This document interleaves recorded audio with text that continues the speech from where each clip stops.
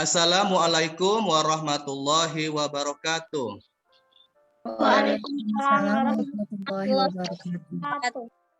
Pada pertemuan kali ini kita akan membahas materi metopel tentang menentukan populasi, sampel, dan teknik sampling. Nah, di mana di sini ada langkah-langkah dalam melakukan penelitian, di mana fokus kita pada pertemuan kali ini adalah yang ini ya, menentukan populasi, sampel, dan teknik sampling. Jadi setelah kalian menentukan desain penelitian, maka langkah selanjutnya adalah kalian bisa menentukan populasi, sampel, dan teknik sampling yang akan digunakan di dalam penelitian tersebut. Nah, ini adalah pengertian dari populasi penelitian, guys. Ya, perhatikan. Nah, penentuan populasi dan sampel penelitian menjadi sangat penting karena hasil penelitian pada umumnya akan mengambil kesimpulan secara luas atau generalisasi dari hasil penelitian. Nah, ketepatan dan keakuratan dalam penentuan populasi dan sampel penelitian akan memberikan bobot dan kualitas dari hasil penelitian. Nah, jadi untuk mendapatkan atau memperoleh kualitas dari hasil penelitian, maka kita sebagai peneliti harus bisa menentukan keakuratan dari populasi dan sampel yang akan kita gunakan. Penentuan populasi dan terutama terhadap suatu karya penelitian juga akan memberikan kebenaran atau keabsahan terhadap hasil kesimpulan dari penelitian yang kita peroleh, guys. Nah, oleh sebab itu, peneliti dalam mempersiapkan desain penelitian harus benar-benar mampu menentukan populasi dan sampel secara baik dan benar. Nah, bagaimana populasi penelitian ditetapkan dan apa saja kriterianya? Nah, seberapa besar sampel dipilih dan bagaimana memilih sampel penelitian yang dapat mewakili atau bersifat representatif? Nah, beberapa pertanyaan tersebut dapat kita jawab pada uraian berikut ini, guys. Ya. Nah, di sini ada pengertian atau definisi dari populasi penelitian. Nah, menurut Sugiono tahun 2001 di bukunya pada halaman 55, populasi adalah wilayah generalisasi yang terdiri atas objek atau subjek yang memiliki kuantitas atau jumlah dan ciri-ciri tertentu yang ditetapkan oleh peneliti untuk kemudian dipelajari dan ditarik kesimpulannya. Nah, sementara itu Margono tahun 2004 menyatakan bahwa populasi adalah seluruh data yang menjadi perhatian kita dalam suatu ruang lingkup atau scope dan waktu yang kita tentukan. Nah, jadi populasi itu berhubungan dengan data-data, bukan terhadap objeknya, bukan terhadap manusianya. Nah, kalau setiap manusia memberikan suatu data, maka banyaknya atau ukuran populasi akan sama dengan banyak manusia. Jadi misalnya kalau ada 100 data, maka sesuai dengan jumlah populasinya yaitu 100 orang atau 100 manusia. Ya. Nah, jadi populasi itu merupakan keseluruhan dari subjek penelitian menurut Arikunto tahun 2002. Nah, selanjutnya Kerlinger dalam Furkan tahun 2004 menyatakan bahwa populasi merupakan semua anggota kelompok orang, kelompok kejadian atau objek yang telah dirumuskan secara jelas. Nah, kemudian Nazir juga tahun 2005 menyatakan bahwa populasi adalah kumpulan dari individu dengan kualitas serta ciri-ciri yang telah ditetapkan. Nah, jadi secara keseluruhan, maka populasi merupakan suatu kesatuan individu atau subjek pada wilayah dan waktu dengan kualitas tertentu yang akan diamati atau diteliti. Nah, selanjutnya kita akan membahas tentang jenis-jenis populasi, guys. Nah, Margono tahun 2004 menyatakan bahwa terdapat dua jenis populasi, guys, yaitu populasi terbatas atau terhingga atau finite dan populasi tak terbatas atau tak terhingga atau infinite. Ya. Jadi populasi terbatas atau populasi finite yaitu populasi yang memiliki batas-batas kuantitatif secara jelas karena memiliki ciri-ciri atau karakteristik yang terbatas. Ya, terbatas pada pada jumlah populasinya, ya. Misalnya 10.000 orang guru SMA pada awal tahun 2000. Nah, di sini ada berapa jumlah guru SMA-nya? 10.000 orang. Maka ini disebut dengan batas-batas kuantitatif. Di sini jelas jumlahnya berapa. Oke. Nah, dengan ciri-ciri masa kerja 2 tahun, lulusan program S1 dan sebagainya. Berarti di sini ada jumlahnya, ada juga ciri-cirinya. Oke. Atau jumlah siswa SMA di Sumatera Utara pada tahun 2020 sebanyak 200.000 orang siswa yang terdiri dari 90.000 siswa laki-laki, 110.000 siswa perempuan. Nah, berarti di sini kalau untuk populasi terbatas atau finite, di sini diketahui jumlahnya, ya, jumlah subjeknya, baik itu guru, siswa, dan sebagainya, beserta ciri-cirinya. Nah, sedangkan populasi tak terbatas atau tak terhingga atau finite, yaitu populasi yang tidak dapat ditemukan batas-batasnya, sehingga tidak dapat dinyatakan dalam bentuk jumlah kuantitatif atau secara kualitatif. Nah, di sini jumlahnya tak terbatas, nggak bisa dihitung ya. Misalnya, guru di Indonesia, dari Sabang sampai Merauke, itu sangat banyak kan? Yang berarti jumlahnya harus dihitung sejak guru pertama ada sampai sekarang dan yang akan datang. Apakah di sini bisa dihitung jumlah gurunya? Tidak, Sir. Tidak bisa. Kenapa? Karena sangat banyak. Atau contoh yang lain, jumlah pengangguran di Indonesia. Apakah bisa dihitung berapa banyak jumlah pengangguran yang ada di Indonesia? Tidak, Sir. Tidak bisa. Nah, selanjutnya, Margono tahun 2004 menyatakan bahwa ada 2 jenis populasi, yaitu populasi teoritis dan populasi yang tersedia. Nah, kalau populasi teoritis atau theoretical population, yaitu sejumlah populasi yang batas-batasnya ditetapkan secara kualitatif, secara kualitas, ya. Kemudian agar hasil penelitian berlaku juga bagi populasi yang lebih luas, maka ditetapkan terdiri dari, contohnya nih guys ya, guru SMA berumur 25 sampai 40 tahun, program S1, kemudian skripsi dan sebagainya. Nah, berarti di sini batas-batasnya sudah ditetapkan secara kualitatif. Hanya guru SMA saja, umurnya berkisar antara 25 sampai 40 tahun, dia memiliki program S1 dan jalur skripsi. Apakah di sini boleh program S2 atau S3? Tidak, Sir. Tidak boleh. Apakah usianya di sini boleh 27 tahun? Boleh, Sir. Boleh. Bagus. Paham ya?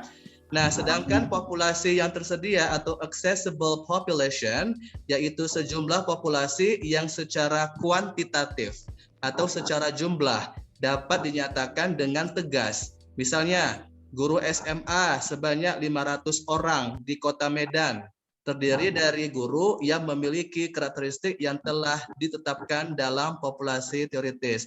Artinya, kalau populasi teoritis itu di sini nggak tahu berapa jumlah gurunya. Yang dijelaskan hanya ciri-cirinya saja. Tetapi kalau populasi yang tersedia, di sini jelas jumlah gurunya beserta ciri-cirinya. Nah, yang terakhir adalah populasi homogen dan populasi heterogen. Populasi homogen yaitu populasi yang unsur-unsurnya memiliki sifat yang sama atau homogen, sehingga tidak perlu dipersoalkan jumlahnya secara kuantitatif. Misalnya, seorang dokter yang akan melihat golongan darah seseorang, maka ia cukup mengambil 1 tetes darah saja. Dia nggak perlu mengambil 1 botol darah. Kenapa? Karena 1 tetes sama 1 botol itu hasilnya sama kan? Nah, sedangkan populasi heterogen kebalikan dari homogen, yaitu populasi yang unsur-unsurnya memiliki sifat atau keadaan yang berbeda atau bervariasi, sehingga perlu ditetapkan batas-batasnya, baik secara kualitatif maupun kuantitatif. Contohnya ya guys, penelitian di bidang sosial atau social studies yang objeknya manusia atau gejala-gejala dalam kehidupan manusia menghadapi populasi yang heterogen tadi. Oke, selanjutnya contoh populasi ya guys. Ini menurut Sukma Dinata tahun 2009. Nah, di sini ada populasi umum. Nah, populasi umum adalah seluruh subjek penelitian. Contohnya, seluruh siswa SMA unggulan CT Foundation dari kelas 10 sampai kelas 12. Jadi kalau seluruh siswa SMA unggulan CT Foundation, maka itu dikatakan sebagai populasi yang bersifat umum atau general population. Nah, sedangkan populasi target atau populasi sasaran adalah populasi yang menjadi sasaran keberlakuan kesimpulan dari penelitian. Contohnya, seluruh siswa kelas 10 SMA unggulan CT Foundation. Berarti di sini fokusnya hanya siswa kelas 10 saja. Apakah boleh kita masukkan siswa kelas 11 dan 12? Tidak, Sir. Tidak boleh. Karena targetnya atau fokusnya adalah siswa kelas 10 saja. Oke, maka hasil penelitian kita tidak berlaku bagi siswa yang ada di luar kelas 10 SMA unggulan CT Foundation. Jadi hanya berlaku di siswa kelas 10 CTF saja ya. Iya, Sir. Oke, nah tadi kita sudah membahas tentang populasi. Sekarang sampel penelitian ya.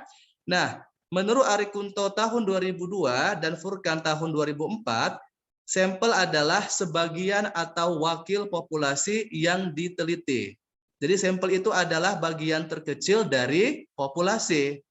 Nah, selanjutnya Margono tahun 2004 menyatakan bahwa sampel adalah sebagai bagian dari populasi yang diambil menggunakan cara-cara atau teknik-teknik tertentu.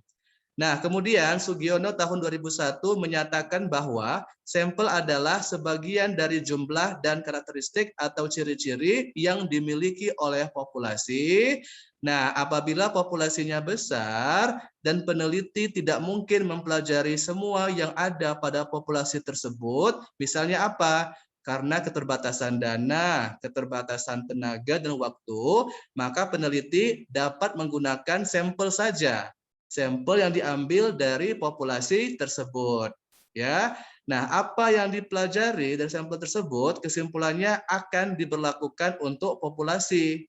Nah, untuk itu sampel yang diambil dari sebuah populasi harus benar-benar mewakili atau bersifat representatif. Bisa gini, Risnawati ingin meneliti tentang motivasi belajar siswa kelas 10 semuanya, 4 kelas. Nah, tetapi karena keterbatasan waktu, tenaga, maupun dana, maka apakah boleh Risnawati hanya meneliti motivasi di kelas Einstein saja? Boleh, Sir. Boleh. Itu namanya sampel yang benar-benar mewakili. Jadi si Risnawati tidak perlu meneliti 4 kelas 10, tapi hanya mengambil 1 sampel saja. Ya.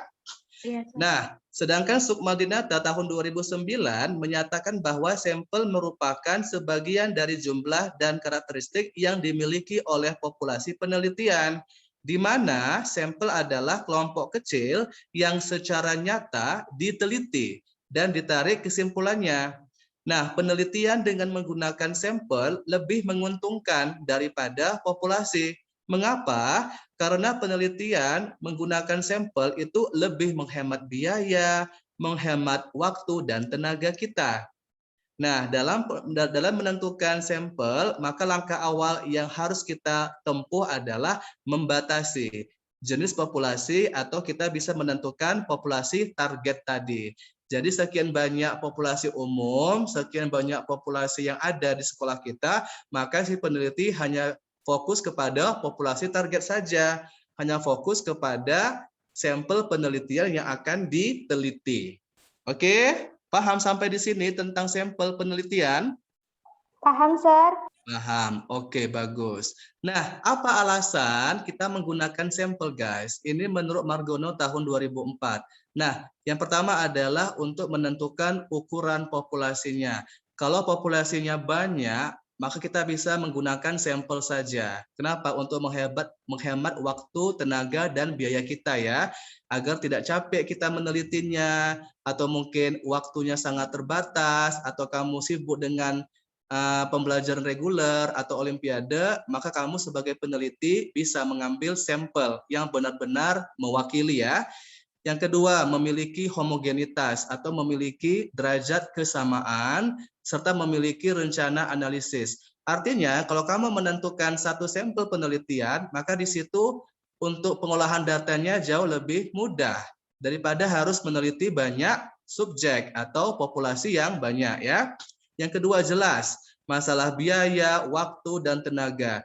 Kalau menggunakan sampel itu lebih menghemat biaya yang dikeluarkan, waktu yang tersedia, serta tenaga kamu dibandingkan dengan populasi yang sangat banyak.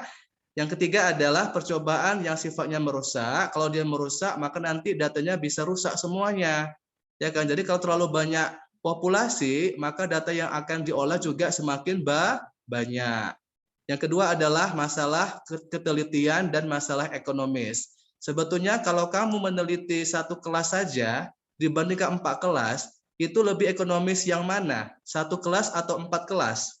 1 kelas, Sir. Jelas, 1 kelas. Jauh lebih ringkas. Mantap. Oke, selanjutnya kita akan membahas tentang pengertian dari teknik sampling ya guys. Nah, Sugiono tahun 2001 menyatakan bahwa teknik sampling adalah teknik pengambilan sampel atau teknik pencuplikan sampel. Nah, kalau nanti di kuliah, kalau kamu mendengar istilah pencuplikan, itu sama dengan pengambilan sampel ya, atau sampling. Nah, selanjutnya Margono tahun 2004 menyatakan bahwa teknik sampling adalah cara atau teknik untuk menentukan sampel yang jumlahnya sesuai dengan ukuran sampel yang akan dijadikan sebagai sumber data sebenarnya, dengan memperhatikan sifat-sifat dan penyebaran atau distribusi populasi agar diperoleh sampel yang benar-benar mewakili atau yang bersifat representatif. Makanya untuk menentukan sampel itu kamu harus menggunakan teknik sampling yang benar. Oke? Nah, ini adalah jenis-jenis atau tipe-tipe dalam teknik sampling, guys. Kita bagi menjadi 2 kelompok, yaitu probability sampling dan non-probability sampling. Nah, apa arti probability? Probabilitas, peluang atau kemungkinan. Ya, jadi ada 2 macam, probability dan non-probability. Nah, probability sampling dibagi lagi guys menjadi 4 bagian, yaitu simple random sampling, yang kedua proportionate stratified random sampling, yang ketiga disproportionate stratified random sampling, dan terakhir adalah area atau cluster sampling atau sampling menurut daerah atau wilayah. Nah, sedangkan non-probability sampling dibagi menjadi 6 kelompok kecil, yaitu yang pertama sampling sistematis, yang kedua sampling kuota, yang ketiga sampling aksidental, yang keempat purposive sampling, yang kelima sampling jenuh, dan yang terakhir snowball sampling. Oke, kita bahas satu persatu ya. Yang pertama adalah probability sampling. Menurut Sugiono tahun 2001 halaman 57, probability sampling adalah teknik sampling yang memberikan peluang atau probabilitas atau kemungkinan yang sama bagi setiap unsur atau anggota populasi untuk dipilih menjadi anggota sampel. Nah, teknik sampling ini meliputi ya, yang pertama tadi adalah simple random sampling. Apa arti simple? Sederhana. Sederhana. Random artinya Acak. acak, bagus. Berarti di sini teknik pengambilan sampelnya sederhana dan diacak ya. Nah, Sugiono tahun 2001 menyatakan bahwa pengambilan sampel anggota populasi dilakukan secara sederhana atau simple dan acak atau random tanpa memperhatikan strata atau tingkatan yang ada di dalam populasi tersebut. Nah, selanjutnya Margono tahun 2004 menyatakan bahwa simple random sampling adalah teknik atau cara untuk mendapatkan sampel yang langsung dilakukan pada unit sampling tersebut. Contohnya ya, ini ilustrasinya. Di sini ada populasi homogen. Misalnya kelas 10 ya, kelas 10 SMA CT Foundation. Kemudian diambil secara acak. atau secara random. Nah, dari 4 kelas 10 ini, maka nanti kita pilih 1 atau 2 sampel yang mewakili dari populasi ini. Misalnya, kamu mengambil 1 kelas Einstein dan 1 kelas Mendel untuk mengamati olimpiadenya. Maka di sini kamu sudah menentukan sampel yang representatif. Sampel yang benar-benar mewakili, yang sesuai dengan penelitian kamu dari populasi ini. Dari 4 kelas, kamu ambil menjadi 2 kelas. Paham sampai di sini? Paham, Sir. Paham. Nah, misalnya Sri Risnawati ingin meneliti tentang kemampuan siswa Olimpiade dalam mendapatkan prestasi atau achievement. Apakah di sini Risnawati boleh mengambil sampel di luar kelas Olimpiade? Tidak, Sir. Tidak boleh. Jadi harus diambil dari kelas Olimpiade, yaitu kelas Einstein dan Mendel. Mendel. Bagus. Nah, yang kedua adalah proportionate stratified random sampling. Nah, menurut Margono tahun 2004, stratified random sampling biasa digunakan pada populasi yang mempunyai susunan bertingkat atau berlapis-lapis. Sesuai dengan istilahnya, stratified artinya bertingkat atau berstrata atau berlapis-lapis, random berarti diambil secara acak ya guys. Nah, selanjutnya Sugiono tahun 2001 menyatakan bahwa teknik ini digunakan apabila populasi memiliki anggota atau unsur yang tidak homogen atau heterogen dan bertingkat secara proporsional. Contohnya ya, untuk lebih paham. Suatu perusahaan memiliki pegawai dari berbagai latar belakang pendidikan. Maka populasi guru dan pegawai tersebut harus berstrata, harus bertingkat, harus berlapis-lapis. Misalnya, jumlah guru atau pegawai yang lulus S2 sebanyak 45 orang, S1 30 orang, D3 100 orang, SMA 200 orang, SMP 300 orang. Maka jumlah sampel yang diambil meliputi strata pendidikan tersebut yang diambil secara rata atau secara proporsional dari jumlah sampel tersebut. Berarti dari yang paling tinggi sampai yang paling rendah. S2, S1, D3, SMA sampai SMP. Dan juga jumlahnya harus proporsional. Paham sampai di sini? Paham, Sir. Oke. Nah, sedangkan kebalikannya adalah disproportionate stratified random sampling. Nah, menurut Sugiono tahun 2001, teknik ini digunakan untuk menentukan jumlah sampel apabila populasinya berstrata atau bertingkat tetapi kurang proporsional atau kurang seimbang. Misalnya, pegawai dari perusahaan tertentu memiliki S2 4 orang, S1 10 orang, tapi di sini SMA-nya 200, SMP 400. Maka di sini ada 4 orang lulusan S2 dan 10 orang S1 itu diambil semuanya sebagai sampel. Ya, kenapa? Karena di sini 2 kelompok itu terlalu kecil apabila dibandingkan dengan SMA dan SMP. Paham di sini ya? Di sini walaupun dia berstrata S2, S1, SMA, SMP, tapi di sini jumlahnya kurang proporsional. S2 sama S1 terlalu kecil, sedangkan SMA dan SMP terlalu besar. Makanya yang diambil adalah S2 dan S1 saja sebagai sampel kita. Paham sampai di sini? Paham, Sir. Paham. Oke. Nah, yang terakhir adalah cluster sampling atau area sampling atau disebut juga dengan cluster random sampling.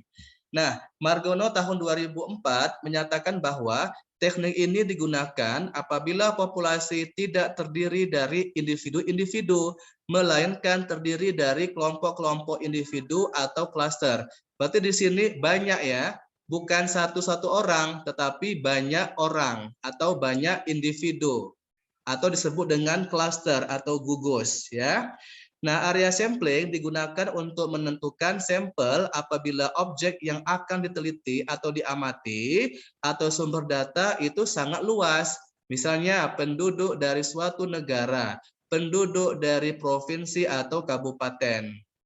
Nah, jadi untuk menentukan penduduk mana yang akan dijadikan sebagai sumber data, maka pengambilan sampelnya berdasarkan daerah populasi yang telah ditetapkan. Paham sampai di sini? Area sampling, berarti di sini penduduknya dari satu negara, misalnya negara Indonesia, ada 10 negara ya, 10 negara Asia Tenggara. Kamu di situ hanya ingin meneliti tentang demokrasi yang ada di Indonesia, maka di situ kamu hanya fokus kepada negara Indonesia saja, tidak memasukkan negara-negara yang lain. Atau misalnya penduduk di provinsi. Provinsi kita ada berapa semuanya? 34 ya? Iya, Sir. 34. Kamu di situ hanya fokus kepada Provinsi Sumatera Utara. Maka di situ namanya adalah area atau cluster sampling, hanya fokus kepada provinsi yang akan diteliti, tidak semuanya. Atau kabupaten ya kan, kabupaten kita ada banyak tuh. Misalnya kabupaten di Sumut ada beberapa ya, ada Kabupaten Langkat, Kabupaten Deli Serdang, Kabupaten Labuan Batu dan sebagainya. Maka di situ kamu hanya fokus mengambil satu kabupaten yang benar-benar representatif atau yang benar-benar mewakili penelitian kamu. Paham sampai di sini? Paham, Sir. Paham. Oke, bagus. Nah, Sugiono tahun 2001 memberikan contoh. Di Indonesia ada 34 provinsi dan sampelnya akan menggunakan 10 provinsi. Maka pengambilan 10 provinsi itu dilakukan secara acak atau random, atau terserah kita mau ngambil provinsi mana aja. Misalnya provinsi Aceh, Sumatera Utara, Sumatera Barat, Riau dan sebagainya. Terserah kita. Ya, tergantung dari kebutuhan penelitian kita dari 34 provinsi itu. Tetapi guys, perlu kamu ingat bahwa karena provinsi di Indonesia itu berstrata atau bertingkat-tingkat, maka pengambilan sampelnya harus menggunakan stratified random sampling. Paham ya? Iya, Sir. Nah, misalnya ada provinsi yang miskin, ada provinsi yang kaya, maka di situ kamu harus melakukan proses stratifikasi atau dikelompok-kelompokkan dari yang paling kaya, sedang sampai miskin. Nah, kemudian baru diambil secara stratified random sampling tadi. Oke. Nah, atau contoh lainnya oleh Margono tahun 2004. Apabila penelitian dilakukan terhadap populasi siswa SMA di suatu kota, misalnya Kota Medan, maka untuk random tidak dilakukan langsung pada semua siswa SMA, tetapi pada sekolah atau kelas sebagai kelompok atau klasternya. Jadi yang kamu ambil itu secara acak bukan siswanya, tetapi kelasnya atau sekolahnya. Misalnya siswa SMA di Kota Medan itu ada 20 sekolah SMA guys. Nah, yang kamu pilih itu bukan siswanya, tetapi sekolahnya. Misalnya SMA Negeri 1, SMA Negeri 2, SMA Jati Foundation, boleh kamu campur-campur, boleh swasta, boleh negeri dan sebagainya. Jadi yang kamu pilih itu secara random, bukan siswanya, bukan subjeknya, tetapi secara luas, yaitu sekolahnya atau kelasnya. Paham? Paham, Sir. Paham, itulah namanya cluster sampling. Ini jauh lebih besar ya guys. Nah, kalau kita di sini memang agak susah untuk meneliti cluster ini. Kenapa? Karena harus membutuhkan waktu yang banyak, ini sekitar 2 tahun, kemudian biayanya besar, dan juga sumber daya yang memadai. Kalau di Jati Foundation ini, karena kamu juga banyak kegiatan di sekolah dan asrama, maka di situ kamu tidak disarankan untuk mengambil sampling ini, karena sangat menguras waktu dan tenaga kita ya.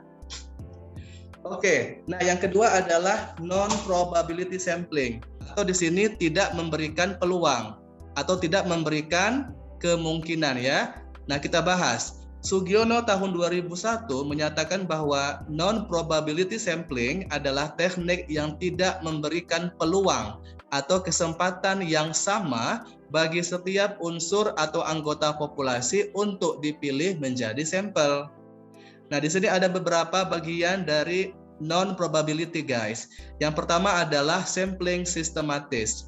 Sugiono menyatakan bahwa sampling sistematis adalah teknik penentuan sampel berdasarkan urutan dari anggota populasi yang telah diberi nomor urut. Ya, misalnya anggota populasi yang terdiri dari 100 orang. Dari semua anggota itu kita beri nomor urut, yaitu nomor 1, 2, 3 sampai dengan nomor 100. Nah, pengambilan sampel dapat dilakukan dengan nomor ganjil saja, misalnya 1, 3, 5, 7, 9, dan sebagainya, atau genap saja, 2, 4, 6, 8, 10, dan seterusnya, atau kelipatan dari bilangan tertentu. Jadi terserah kita, bisa bilangan ganjil, bilangan genap, bilangan kelipatan, bilangan prima, atau semuanya. Terserah kita ya. Nah, misalnya kelipatan dari 5. Untuk itu maka yang diambil adalah sampel dari 5, 10, 15, 20, 25, 30, dan seterusnya sampai angka 100. Paham sampling sistematis? Paham, Sir. Paham. Oke. Yang kedua adalah sampling kuota. Nah, berdasarkan pendapat Sugiono tahun 2001, sampling kuota adalah teknik untuk menentukan sampel dari populasi yang memiliki ciri-ciri tertentu sampai jumlah atau kuota yang diinginkan, sampai mendapatkan jumlah kuota yang diinginkan ya. Nah, kemudian menurut Margono tahun 2004, dalam teknik ini jumlah populasi tidak diperhitungkan, akan tetapi dikelompokkan dalam beberapa kelompok. Nah, sampel diambil dengan cara memberikan jatah atau memberikan kuota tertentu terhadap kelompok tersebut. Nah, pengumpulan data dilakukan langsung pada unit sampling. Nah, setelah sudah terpenuhi kuotanya, maka pengumpulan data dihentikan atau tidak dilanjutkan kembali. Kalau sudah mencapai kuota atau mencapai jumlah yang sudah ditetapkan, maka pengumpulan data dihentikan. Paham sampai di sini tentang sampling kuota? Paham, Sir. Paham. Contohnya guys, for example, Risnawati akan melakukan penelitian terhadap siswa kelas 10 yang memiliki minat olimpiade dan penelitian dilakukan secara kelompok. Nah, setelah jumlah sampel ditentukan, misalnya ada 100 dan jumlah anggota peneliti berjumlah 4 orang, maka setiap anggota peneliti dapat memilih sampel secara bebas sesuai dengan ciri-ciri yang telah ditentukan atau fokus kepada siswa olimpiade saja sebanyak 25 orang. Nah, di sini ada berapa kelas 25 orang ini? 2, Sir. 2 kelas. Tapi kan untuk yang olim sekarang, ya kan? 2 kelas yaitu Einstein dan Mendel. Tetapi kalau dulu gini, nah tahun ini guys kita hanya membatasi 50 orang saja. Kenapa? Karena tidak boleh terlalu banyak, harus berjarak. Nah, karena mengingat ada pandemi, makanya siswa kelas 10 tahun ini hanya 50 orang. Ada 2 kelas yaitu Einstein dan Mendel. Nah, masing-masing kelas itu hanya 12 sampai 13 orang saja kan? Nah, tapi kalau dulu ada 100 orang, ada 4 kelas. Nah, olimpiade itu hanya di kelas Einstein saja, makanya ada 25 orang ya. Paham kan? Paham, Sir. Oke, bagus. Nah, selanjutnya accidental sampling. Sugiono menyatakan bahwa accidental sampling adalah teknik penentuan sampel berdasarkan kebetulan atau by accident, yaitu siapa saja yang secara kebetulan bertemu dengan peneliti dapat digunakan sebagai sampel. Nah, apabila dipandang orang yang kebetulan tersebut cocok, maka kita bisa jadikan sebagai sumber data kita. Misalnya, kamu berada di sebuah tempat nih, kemudian kamu mewawancarai semua orang yang ada di pasar. Itu kamu jumpa orang tersebut, langsung kamu interview. Itu namanya sampling accidental atau secara kebetulan. Siapa aja boleh kamu jadikan sebagai sumber penelitian kamu. Nggak harus dipilih, nggak harus ditentukan. Langsung kamu pilih-pilih saja. Paham kan maksudnya? Paham, Sir. Paham. Nah, kemudian Margono menyatakan bahwa dalam teknik ini pengambilan sampel tidak ditetapkan terlebih dahulu. Nah, peneliti langsung mengumpulkan data dari tiap unit sampling yang ditemui. Bisa kamu jumpain di sekolah, di pasar, di mall, dimanapun itu ya. Dimanapun itu kamu berada, kamu bisa langsung mencari orangnya, kemudian kamu wawancarai. Itu namanya adalah teknik sampling accidental. Nah, misalnya penelitian tentang pendapat umum mengenai pemilu dengan mempergunakan setiap warga negara yang telah dewasa sebagai unit sampling. Misalnya, orang-orang yang bisa memilih itu usianya berapa tahun, guys? Paling minimal. 18, Sir. 18 tahun kan? Jadi usia yang sudah dewasa bisa memilih atau melakukan pemilihan umum usianya adalah 18 tahun. Maka peneliti mengumpulkan data langsung dari setiap orang dewasa yang dijumpainya sampai jumlahnya sudah terpenuhi. Berarti di sini hanya orang-orang yang bisa memilih saja. Kalau anak-anak nggak bisa ya, tidak bisa. Oke, selanjutnya adalah purposive sampling. Nah, kalau saya waktu S2 memilih sampling ini ya guys, saya penelitian S2 itu menggunakan teknik sampling purposive sampling. Nah, Sugiono tahun 2001 menyatakan bahwa purposive sampling adalah teknik penentuan sampel dengan pertimbangan atau tujuan tertentu. Ya, sesuai dengan namanya, purposive. Purpose artinya tujuan atau pertimbangan ya. Nah, kemudian Margono tahun 2004 menyatakan bahwa pemilihan sekelompok subjek dalam purposive sampling didasarkan atas ciri-ciri tertentu yang dipandang memiliki sangkut paut yang erat dengan ciri-ciri populasi yang sudah diketahui sebelumnya. Dengan kata lain, guys, unit sampel yang dihubungi disesuaikan dengan kriteria tertentu yang sudah ditetapkan berdasarkan tujuan atau pertimbangan dari penelitian tersebut. Misalnya, kita akan melakukan penelitian atau riset tentang disiplin pegawai. Maka sampel yang dipilih adalah orang-orang yang ahli dalam bidang kepegawaian saja.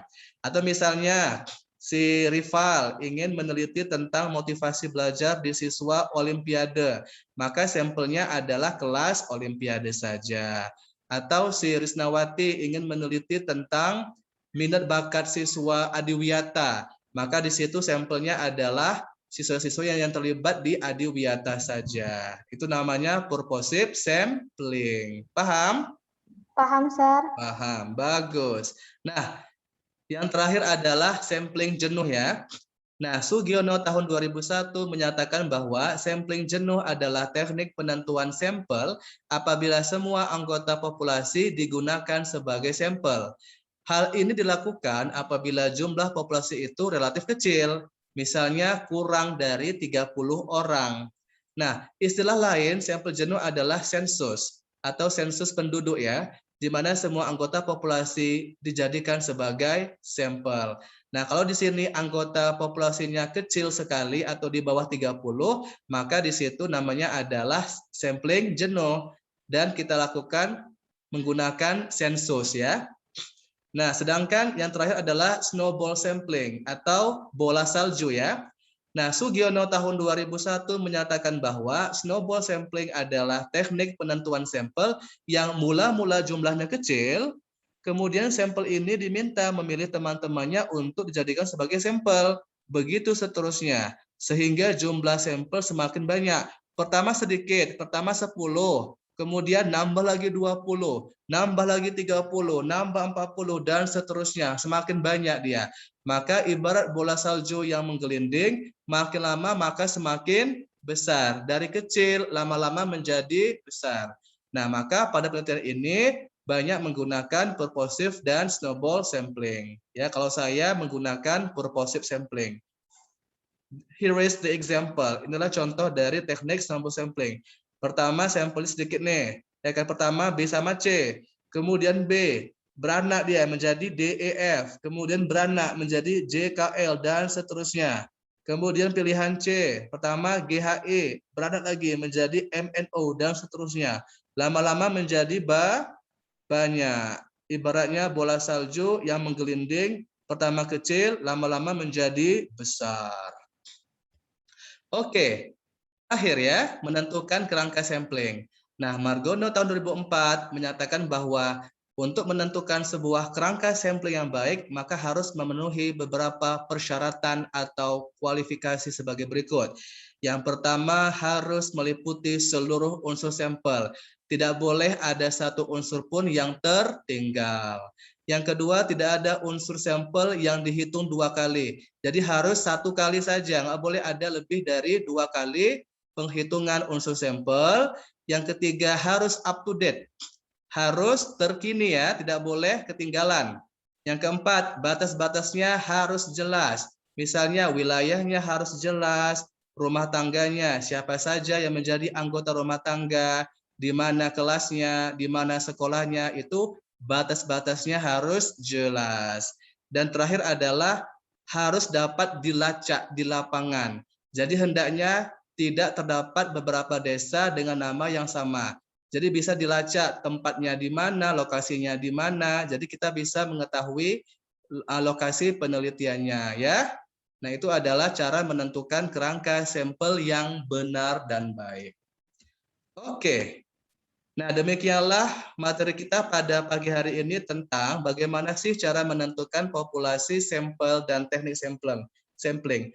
Nah, sebelum kita akhiri, apakah ada pertanyaan? Silakan ditanyakan. Sir, contoh yang sampling snowball itu contohnya itu gimana, Sir? Dalam Snowball ya. keadaan.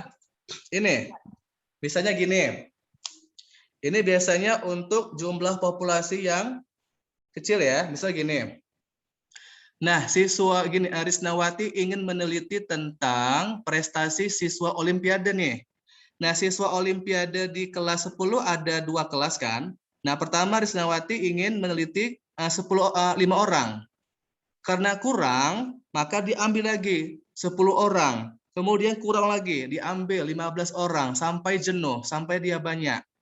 Ya, maka di situ kamu sudah melakukan teknik pengambilan sampel snowball yang awalnya sedikit, kecil, 5. Kamu ambil lagi jadi 10, kamu ambil 15, 20 sampai 25 orang sampai 5 kali pengambilan sampel.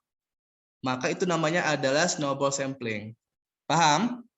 Oh iya, Sir, paham. Nah, Sir. seperti itu. Ini simple sebetulnya dari yang kecil. Ini pertama kamu ngerasa kayaknya aku nih nggak bisa lah mengerjakan bisa ini karena waktuku sangat banyak gitu kan. Pertama Arisnawati ngambil 5 orang dulu.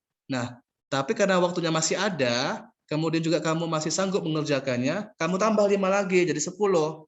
Nah, kemudian kayaknya masih bisa nih, kamu ambil lagi 15, kamu ambil sampai semuanya terpenuhi, maka sudah dikatakan sebagai snowball atau teknik bola salju. Paham? Paham, Sir. Paham. Oke.